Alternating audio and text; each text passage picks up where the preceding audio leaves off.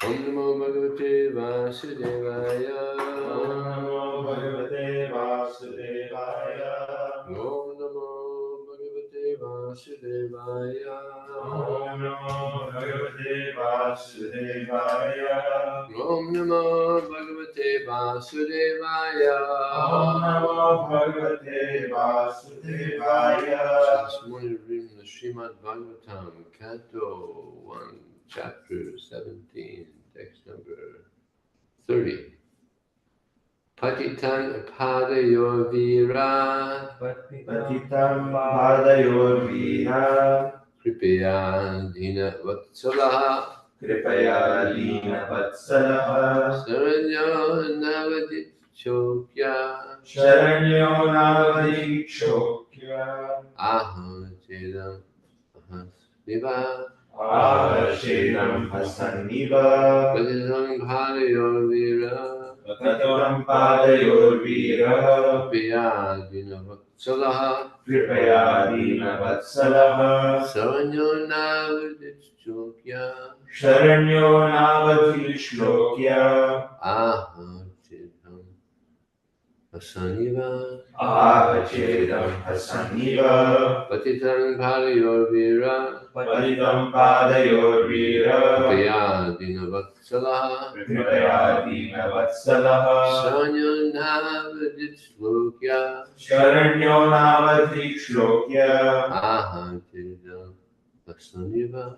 Ahashedam Hasanniva. Patitam Padayor Vira. Patitam Padayor Vira. Kripaya Dina Vatsalaha. Kripaya Dina Vatsalaha. Sharanyo Navadi Shlokya. Saranyo Navadit Shlokya. Ahashedam Hasanniva. Ahachedam Hasanniva. Patitam. Patitam Fallen. fallen. Padayo. Padayo At the feet. at the feet. Vira. Vira The hero. the hero. Kripaya. Kripaya Out of compassion. out of compassion. Dina Vatsalaha. Dina Vatsalaha Kind to the poor. kind to the poor. Saranya. Sharanya One who is qualified to accept surrender. one who is qualified to accept surrender. Na. No, Not. not. Avadhit. Avadhit Did kill. did kill. Shlokya. Shlokya One who is worthy of being sung. one who is worthy of being sung. Aha. Aha Said. said. Cha. Cha Also. Idam. Idam This. this. Hasan. Hasan Smiling. smiling. Iva. Iva Like. like. Translation and purport by His Divine Grace. Srila Prabhupada Ki Jai. Maharaj Pariksit, who was qualified to accept surrender and worthy of being sung in history, did not kill the poor surrendered and fallen Kali, but smiled compassionately, for he was kind to the poor. Report. Even an ordinary kshatriya does not kill a surrendered person, and what to speak of Maharaj Pariksit, who was by nature compassionate and kind to the poor. He was smiling because the artificially dressed Kali had disclosed his identity as a lower class man. And he was thinking how ironic it was that although no one was saved from his sharp sword when he desired to kill, the poor, lower class Kali was spared by his timely surrender. Maharaj Parikit's glory and kindness are therefore sung in history. He was a kind and compassionate emperor, fully worthy of accepting surrender, even from his enemy. Thus, the personality of Kali was saved by the will of providence. Om Jnanatamandasya Jnanandana Salakya Chakshurudikam Tasmai Shri Mukham Kurtva Talam Pangudam Yet Kripa Talaham Bande Shri Gurum Dinatana Vanchakapatubhyascha Kripa Sindhu Devacha Patitanam Pavanebhyo Jaya Shri Krishna Chaitanya Prabhu Nityananda Shri Advaita Gadadhar Srivasadi Gaur Hare Krishna Krishna Krishna Hare Hare Hare Rama Rama Rama Hare Hare. This is the nature of great devotees, that their glories are sung for thousands and thousands of years. This happened how long ago? 5,000 years ago. And now we're just now here. Did any of you hear Prakrit Maharaj before meeting Prabhupada? No. Yeah. But now, even us Westerners are hearing the glories of Prakrit Maharaj. And so many others. There's another great devotee, Rantidev. He was actually king. And he was fasting for 48 days. I mean, nothing. I don't know if he was drinking water. He might have been drinking water. But this is another age when people can do that. So he was going to break his fast, and just when he was getting ready to break his fast, a Brahmana came. And the Brahmana said, "Oh king, I'm hungry, please, can you feed me?" And he said, yes. So he gave half. And then he was getting ready to eat again, and then some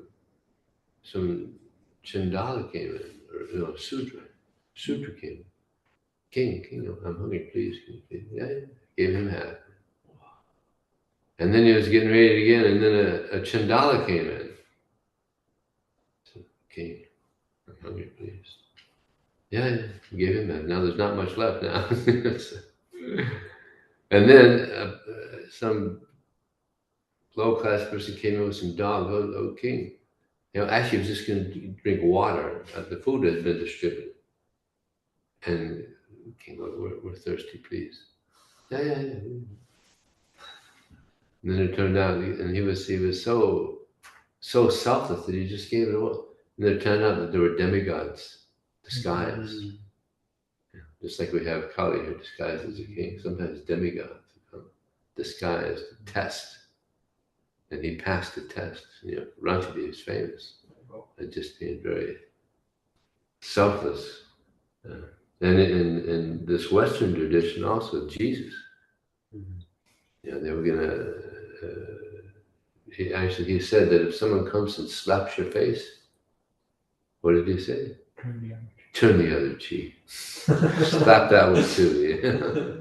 Yeah. Pretty amazing.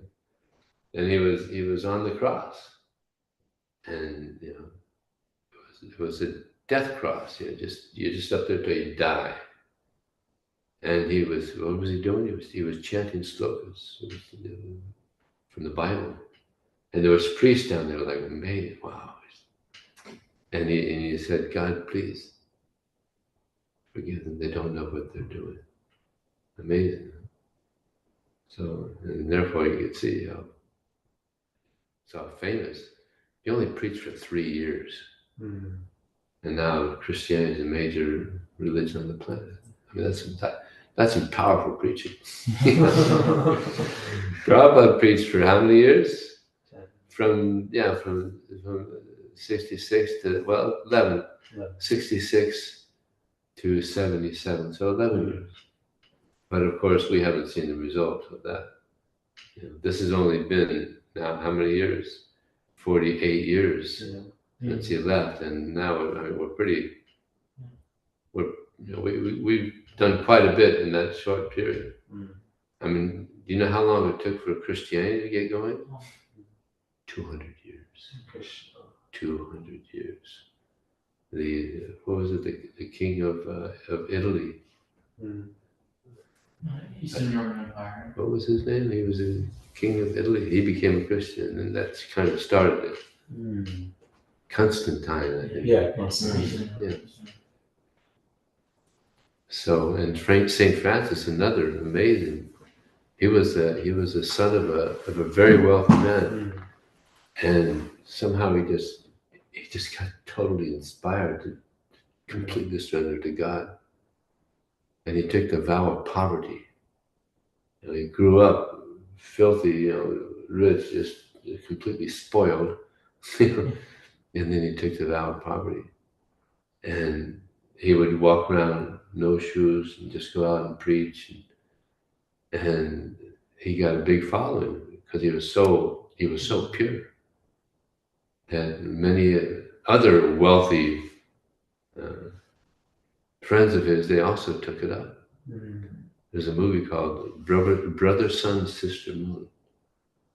The life of Saint Francis. Pretty amazing. Really, really well done. There's another movie about Jesus of Nazareth, also very well done. Very devotional. So he was traveling and preaching one time, and on his way back, he said to his companion, Bernardo, write this down. What is happiness? He said, if we go back and we find that all the atheists have come and they've joined our order, our ashram, that is not happiness. If we go back and we find that the scholars of the university, they've come and they've joined our order, that is not happiness. I'll tell you what happiness is. If we go back to the monastery and we knock on the door and they say, who is that? And we say, oh, this is Brother Bernardo and Brother Francis. I don't believe it. They're not coming back for 3 months. You guys are imposters. Get out of here. No, it's us. It's really us. We're back early. They open the door and they push us into the snow, and we don't get angry. And then we get up and we knock on the door. No, it's really us. And they open the door and they kick us back in the snow, and we don't get angry. He said that is happiness. No ego. No ego. Just seeing it as God's arrangement. And don't get angry. That's pretty elevated, just like Krishna says in the Gita, one who is free of the dualities that arise from doubt. So completely free of duality. Oh, this is good, this is bad. Whatever God arranges, it's good. So this is a very elevated level. Like Bhaktivinoda Thakur, he makes an amazing statement. He says, my greatest happiness is the difficulty I undergo in your service. My greatest happiness. Try to swallow that one. Is the difficulty I undergo in your service. Just like on book distribution. Sometimes it's really sweet. You've all distributed books, I think so. And you can know it can be pretty sweet, right? But sometimes it's very difficult. Right? It's like, it can be very difficult, like, oh. But those are the times that we take shelter of Krishna, right? And then we see, Krishna, we actually, surrender to Krishna. Krishna, please help me to be an instrument in your hands. Help me to be free of this ego. Help me to be an instant in your hands.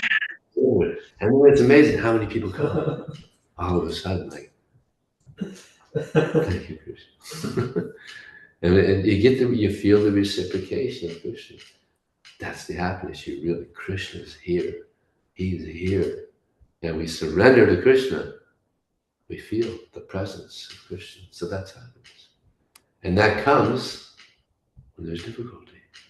When things are going good, peachy keen, right? Everything's nice, then it's more difficult.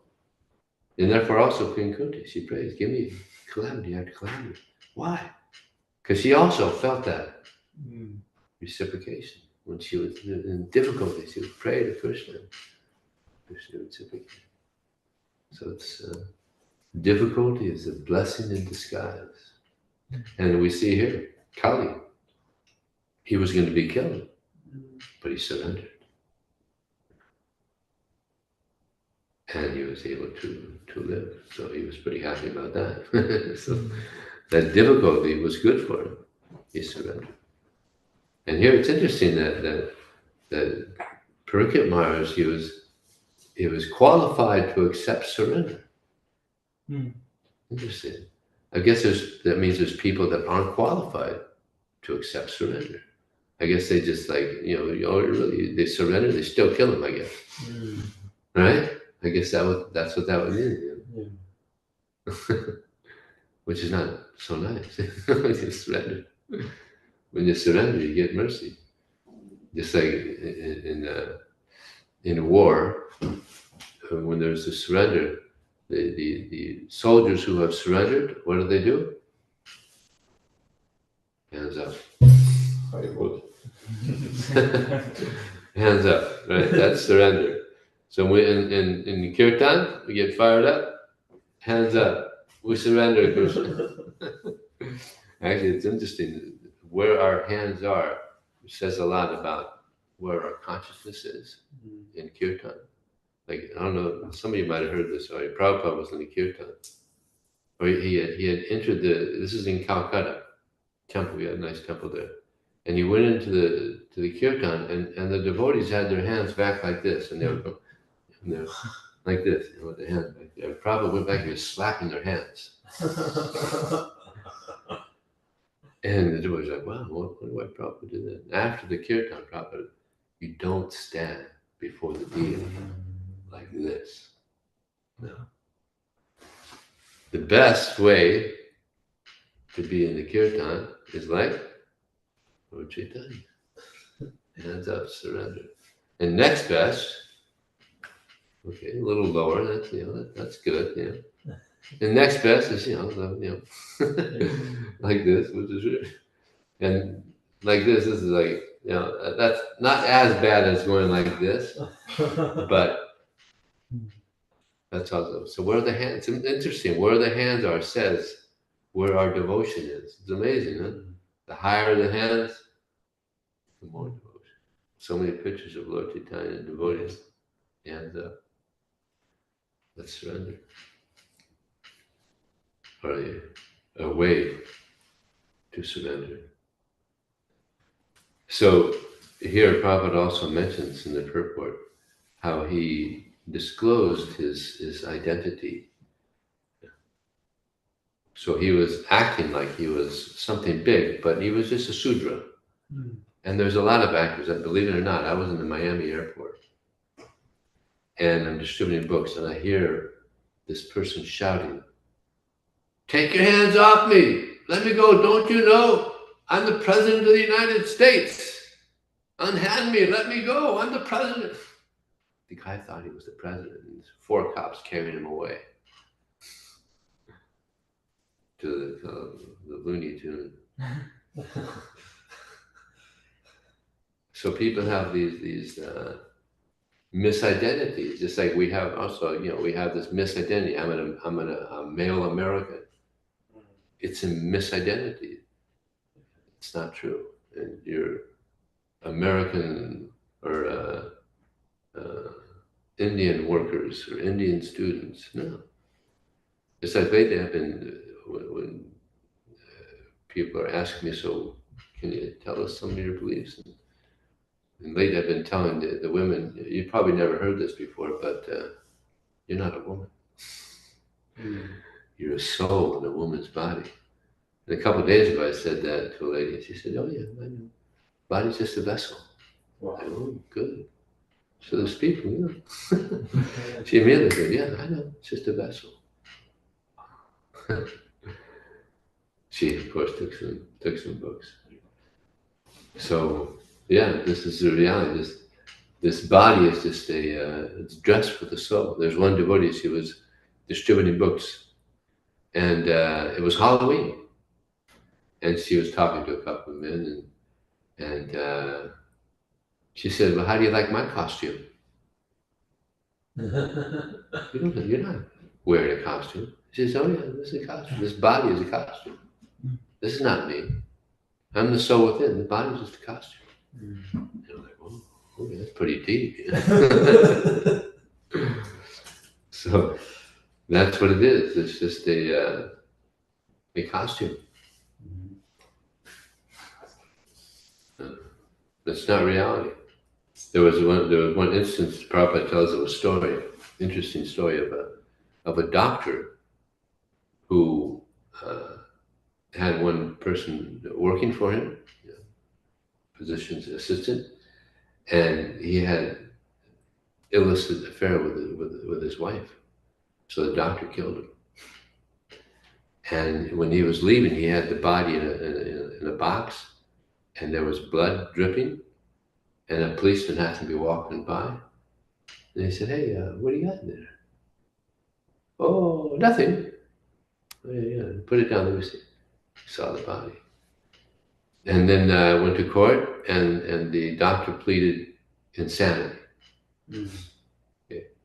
So then the judge called in a psychiatrist, and he asked the psychiatrist, "Please, can you see whether, test this, see if he's actually insane?"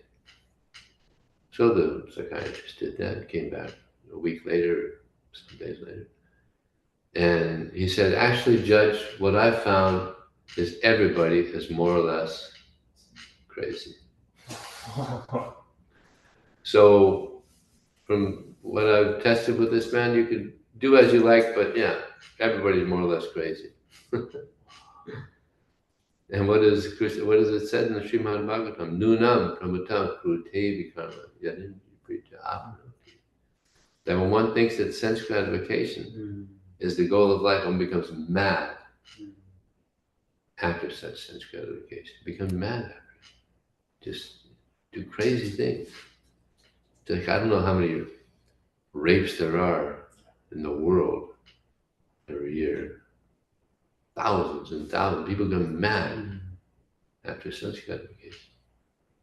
And just, take a person's freedom away. Because it completely disturbs people's lives, So people go mad after such gratification. They eat so much, eat. America is the king of obesity, and also the king of junk food. They go together, junk food and obesity.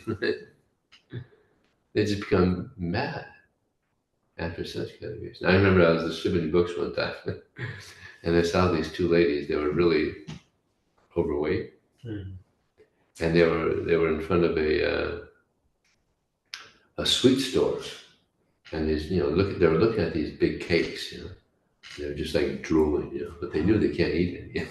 I was like, wow. And what's his name?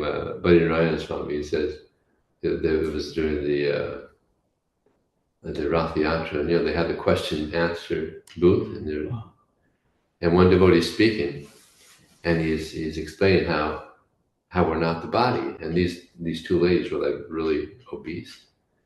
And he was explaining on and on, how we're not the body, we're the soul. One of them leans over to the other and says, "Thank God we're not this body." That's the reality. You never hear that. Even other religions. Isn't it? I mean, I grew up a Christian, never heard it once. You're not the body. There's there may be another instance where the soul is mentioned, or a couple more, but I only know of one. That what profiteth a man to gain the whole world, but lose the eternal soul. That's the only one that I know of. There's probably more, but there's not many more. So very little understanding of just the soul, to speak of God. Very little information. God is omniscient, He is omnipotent. Not much information about God. So, yeah, we have to get free of these designations. It's not easy because we're conditioned to these designations. But it's stated, Sarvapari Vinirmuktam, Tatra Dvaina Nirma, Hrisikena Hrisikesha Sevanam Bhakrushita. That devotional service means to engage our senses in the service of master the senses. Krishna's got senses. He likes to eat. We feed him a lot. But you know what is most attractive when food is being offered to Krishna? The love. Patram pushpam phulam. Krishna doesn't need to eat anything. Right? I mean, he's not around. But he likes the love, and therefore he liked the food that was offered by Mother Yasoda. Because there was so much love. It was great devotee, so much love. It's like that amazing pastime of this, I think it was Mukunda. He would daily make offerings to the deities, but he had to go somewhere, so he asked his son, "Can you make the offering for the Lord? I won't be here." His son was maybe 8 years old or something. So he was making the offering, and Krishna wasn't coming down to eat it. He was, Krishna, please, my father asked me to offer this, please come and eat. And he was intensely begging the Lord, please, my Lord, you have to eat. My father said, I might get in trouble. Come on, please, eat. So it was such devotion, he was offering it. Krishna came down and ate it all. Then went back on the altar. And then the father came back later and said, so where's the Maha? What do you mean? Yeah, you made an offering. What's the remnant? Oh no, he ate it. You said I had to make an offering. He ate it. What do you mean he ate it? Yeah, he came and ate it. So a lot of devotion there. So actually what happened is Mukunda said, make another offering tomorrow. And he wanted to be there. He wanted to see him. Mukunda is also a great devotee. So he was making the offering. And Mukunda saw the Lord come down and he'd go back on the altar. So father like son, they're both great devotees. And Prabhupada, Lord Chaitanya asked, so who's the father? Mukunda, are you the father or is your son the father? You remember his name? I forgot his name. So Mukunda said, he's my father. Yeah. Because he's such a great devotee. You can see he's such a great devotee. Famous, but I can't remember his name. So here also, it's mentioned that a devotee is kind, compassionate, and this isn't mentioned there, but forgiving. A devotee is very kind. It's like Krishna, he's so kind. So devotees, they come in contact with Krishna, they also become very kind and compassionate and forgiving. There's a verse, very nice verse that explains about someone who's getting close to developing love for Krishna. Kshantir Vyartha Kaladam, Virakya Manasunya, Asabana Samudvin, Namagane Stad. The first qualification of someone who is getting signs of love of God is forgiving. Forgiving. Just like I mentioned Jesus, he said, forgive them. They don't know what they're doing.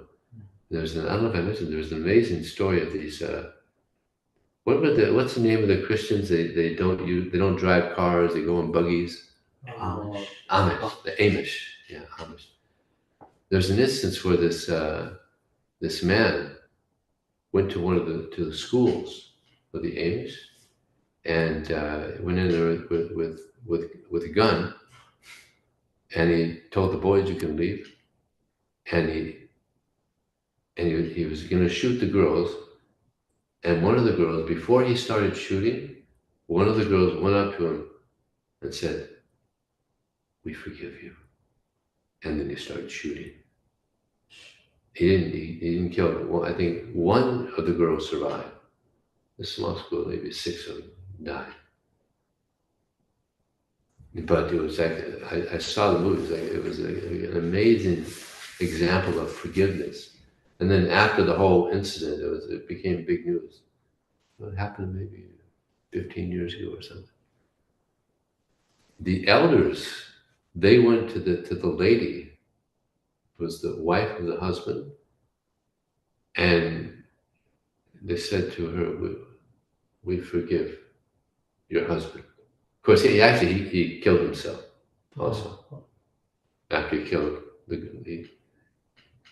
we forgive your husband, we forgive, and we're sorry for what happened.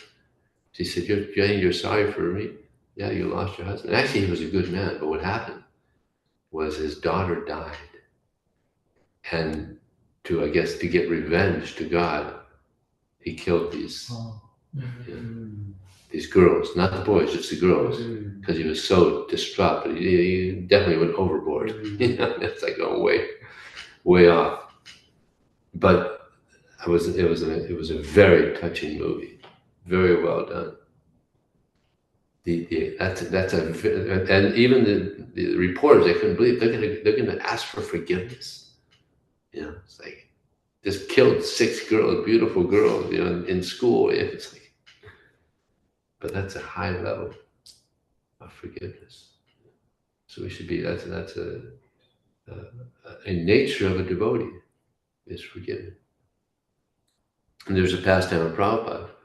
He was in Canada, and all the devotees went to this program, and Prabhupada speaking. And there was one congregational member that also went to the program. He would visit the temple regularly and associate with devotees. And Prabhupada's giving the class.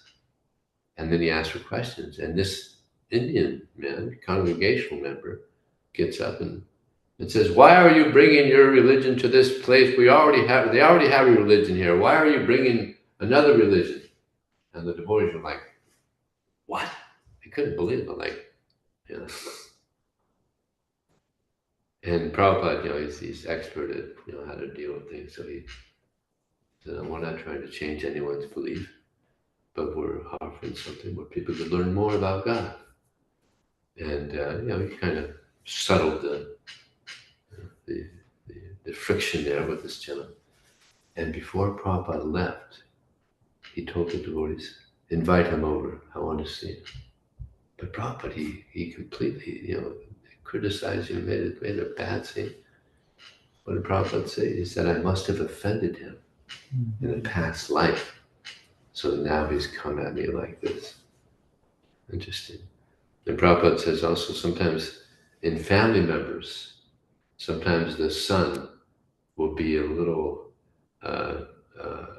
rebellious and just sometimes even nasty to the father.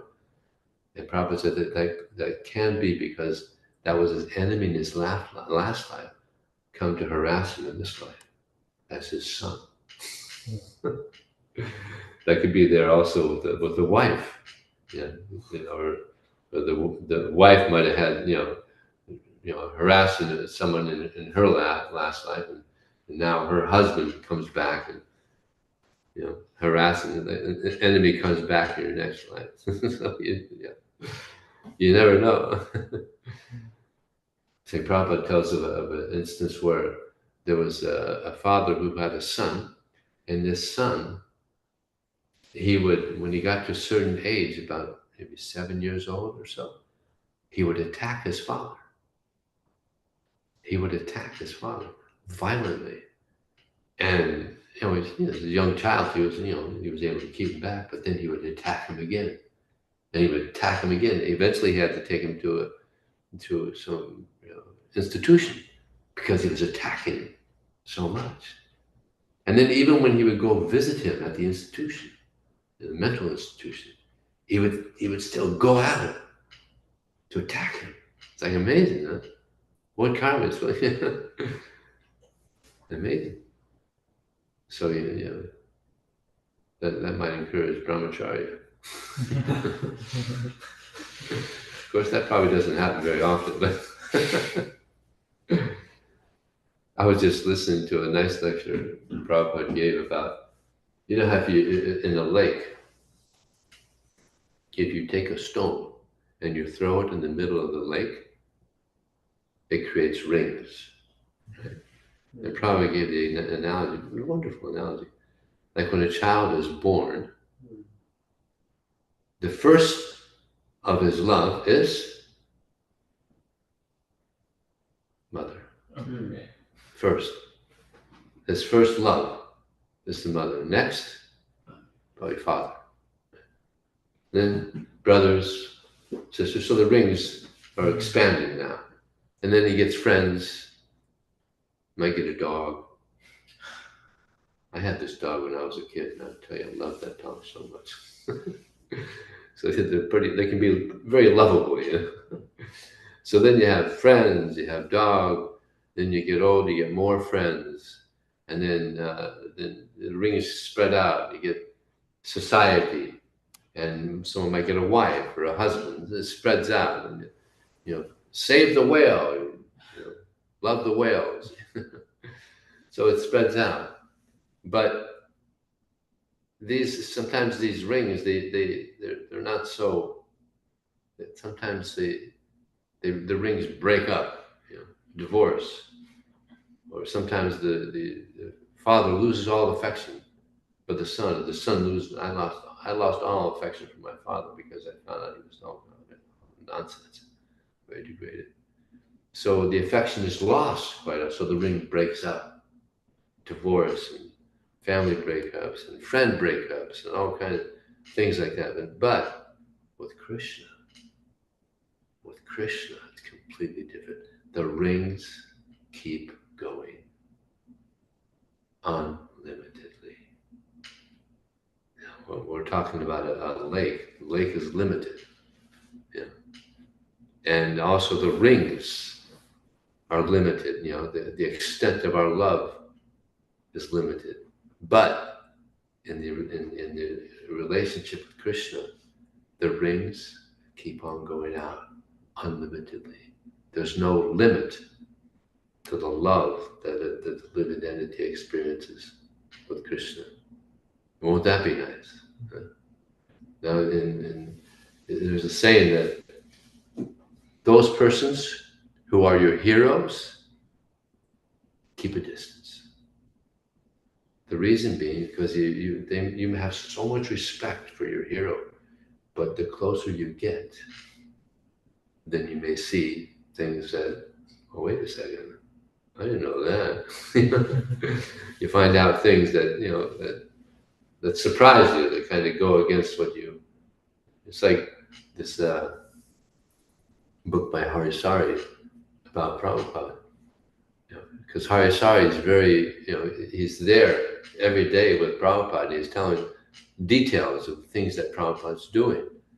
And some devotees wrote Harisari, and he said, they said, well, I had, you know, you're writing about all these intricate details of Prabhupada, and it kind of, you know, because he's dealing with his body a lot, so kind of devotees that are reading it, they didn't have the same respect because he's talking about so many bodily things.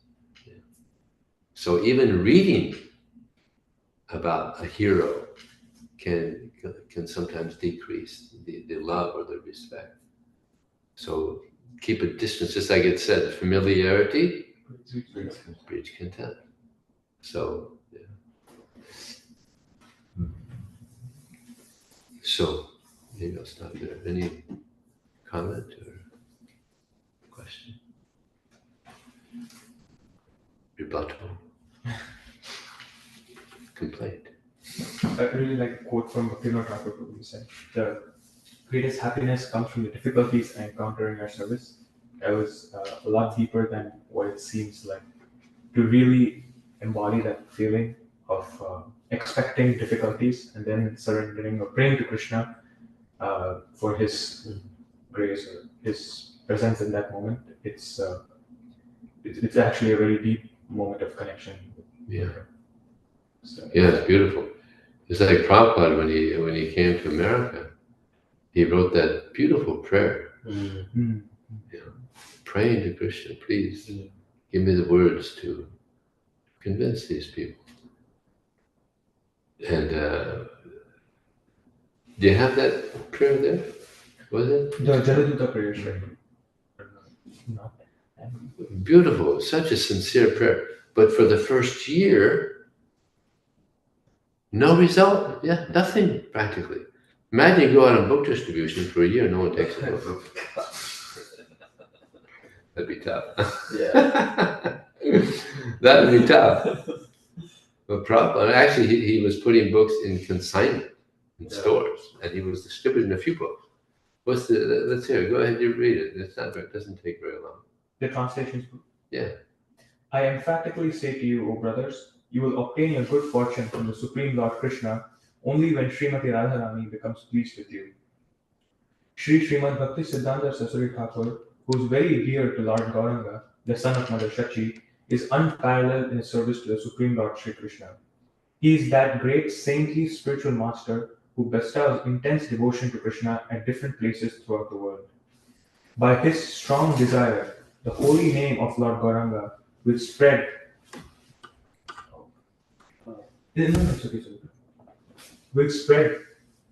throughout all countries of the Western world, in the cities, towns, and villages on the earth, from all the oceans, seas, rivers, and streams. Everyone will chant the holy name of Krishna. As the vast mercy of Sri Chaitanya Mahaprabhu conquers all directions, a flood of transcendental ecstasy will certainly cover the land. When all the sinful, miserable living entities become happy, the Vaishnava's desire is then fulfilled. Although my Guru Maharaj ordered me to accomplish this mission, I am not worthy or fit to do it. I am very fallen and insignificant. Therefore, O Lord, now I am begging for your mercy so that I may become worthy, for you are the wisest and most experienced of all. If you bestow your power by serving the spiritual master, one attains the absolute truth. One's life becomes successful. If that service is obtained, then one becomes happy and gets your association due to good fortune. My dear Lord, O Supreme Personality of Godhead, because of my association with material desires, one after another, I was gradually falling into a blind well full of snakes, following the general populace. But your servant, Naraduni, kindly accepted me as his disciple and instructed me how to achieve this transcendental position. Therefore, my first duty is to serve him. How could I leave his service? O Lord Krishna, you are my eternal companion. Forgetting you, I have suffered the kicks of Maya birth after birth. If today the chance to meet you occurs again, then I will surely be able to rejoin you. O dear friend, in your company, I will experience great joy once again. In the early morning, I will wander about the covered pastures and fields, running and frolicking in the many forests of Braj. I will roll on the ground in spiritual ecstasy. Oh, when will that day be mine? Today, that remembrance of you came to me in a very nice way. Because I have a great longing, I call it to you. I am your eternal servant, and therefore I desire your association so much. O Lord Krishna, except for you, there is no other means of success. My dear Lord Krishna, you are so kind upon this useless soul, but I do not know why you have brought me here. Now you can do whatever you like with me. But I guess you have some business here. Otherwise, why would you bring me to this terrible place? Most of the population here is covered by the material modes of ignorance and passion, absorbed in material life. They think themselves very happy and satisfied, and therefore they have no taste for the transcendental message of Vasudeva. I do not know how they will be able to understand it. But I know your causeless mercy can make everything possible because you are the most expert mystic. How will they understand the mellows of devotional service? O Lord, I am simply praying for your mercy so that I will be able to convince them about your message. All living entities have become under the control of the illusory energy by your will, and therefore, if you like, by your will, they can also be released from the clutches of illusion. I wish that you may deliver them. Therefore, if you so desire their deliverance, then only will they be able to understand your message. The words of Srimad Bhagavatam are your incarnation, and if a sober person repeatedly receives it with submissive oral reception, then he will be able to understand your message. Sri Krishna, the Supreme Personality of Godhead, who is the Paramatma in everyone's heart, and the benefactor of the truthful devotee cleanses desire for material enjoyment from the heart of the devotee who has developed the urge to hear his messages, which are in themselves virtuous when properly heard and chanted. By regular attendance in class of the Srimad Bhagavatam, and by rendering of service to the pure devotee, all that is troublesome to the heart is almost completely destroyed, and loving service unto the personality of Godhead, whose praise with transcendental songs is established as an irrevocable fact. As soon as irrevocable devotional loving service is established in the heart, the effects of nature's modes of passion and ignorance, such as lust, desire, and hankering, disappear from the heart. Then the devotee is established in goodness, and he becomes completely happy.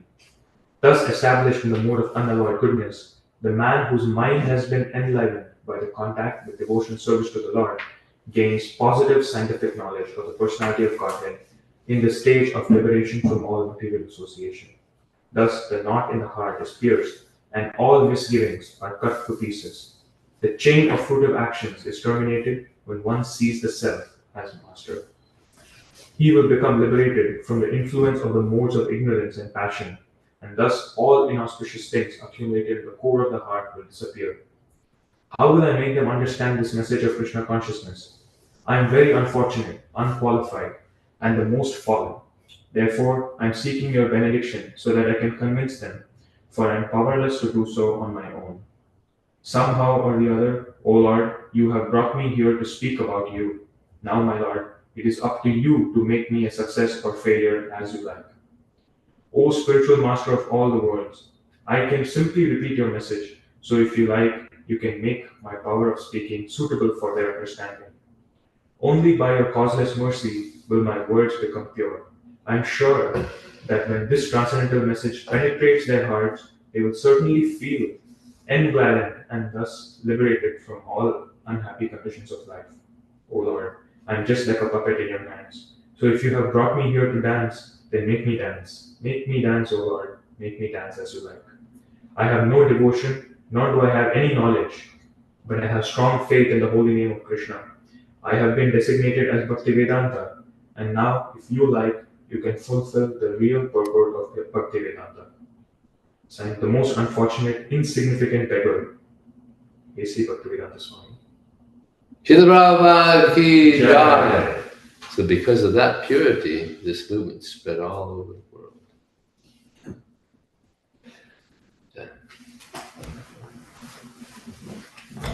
Much love, Vijaya.